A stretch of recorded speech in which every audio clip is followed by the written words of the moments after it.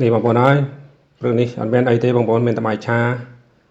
ខ្លួនឯងបងប្អូនបាទបាយកកសល់ពីល្ងាចឥឡូវនេះចាប់ផ្ដើមឆាហើយបងប្អូនបាទនេះគឺជីយើងបងប្អូនបាទបាយឆាគឺអត់មានអីទេបងប្អូនមានតែជីហើយនឹងពងទា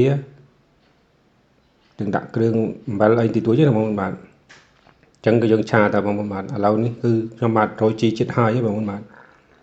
ឆាចិត្តហើយបងប្អូនមើលទៅតំណងនេះអត់បងប្អូនបាទមកបងប្អូនទាំងអស់គ្នាហូបបាយឆាហើយបាយឆាខ្ញុំបាទនឹងហូបកើតទេបងប្អូនចាំមើលឆាហើយសិនបងប្អូនឥឡូវនេះខ្ញុំបាទកំពុងត្រឡប់ជាមួយជីសិនបងប្អូនបាទហ្នឹងហើយបងប្អូនបាយឆាខ្ញុំមានតែប៉ុណ្្នឹងហើយបងប្អូនមើលតំណងអត់ទេបងប្អូនបាទខ្ញុំមើលទៅដូចរឿងតំណងបងប្អូនបាទតែមិនដឹងតើហូបកើតទេបងប្អូន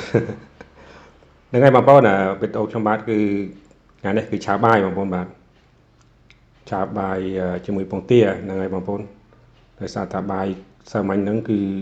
ដាំច្រើនទៅនឹងជល់អញ្ចឹងពេលព្រឹកឡើងគឺខ្ញុំឆាអញ្ចឹងណាបងប្អូនបាទអរគុណ